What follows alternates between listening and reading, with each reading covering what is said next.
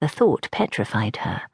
So like madness, fancying two people inhabited one life.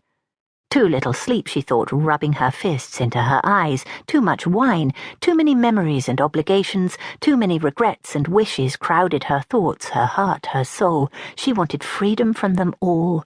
She wanted to shed her humanity, abandon it to the animal prowling within her, that blessed conscienceless creature without past or future, just the single focus of its intent, Jack Seward, who courted her in one world and hunted her in the other.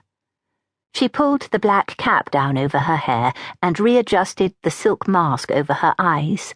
The length of rope draped across her chest felt awkward, and the pistol jammed beneath the waistband at the small of her back dug into her flesh.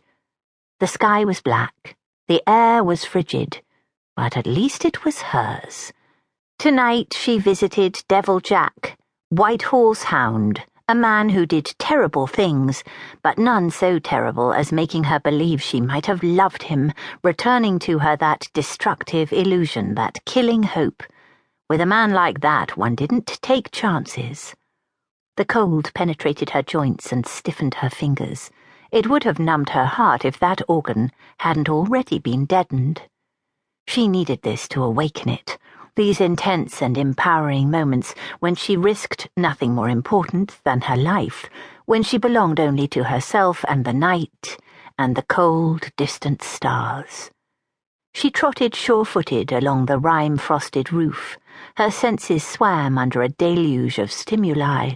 Sound was a forest, colour a feast, breath and muscle and movement an orchestration, and she revelled in it.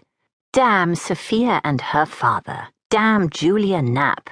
Damn Matthew's crippled soldiers and Mrs. Cashman huddled on some foul street corner, and damn Jack Seward.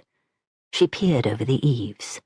A youngster by the park gate across the street lifted his clever face and searched the rooftop.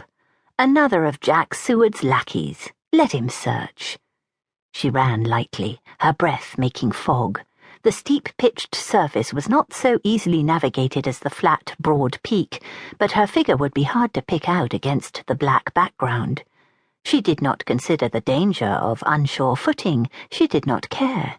She only wanted one thing from this night, an end to dreams and resurrected pain.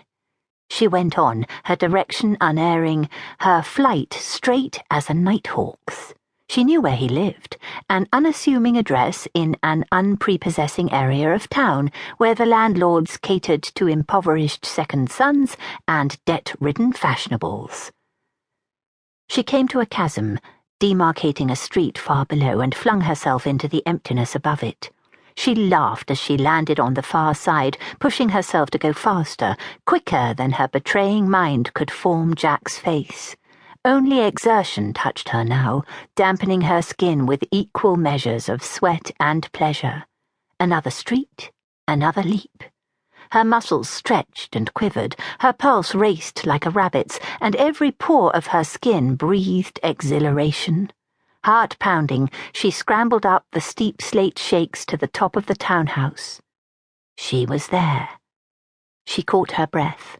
Beneath her, Jack slept and dreamed and plotted her capture and her capitulation. He was too much involved with her, she thought grimly. He pursued the woman and the thief, and now he'd pay for that error.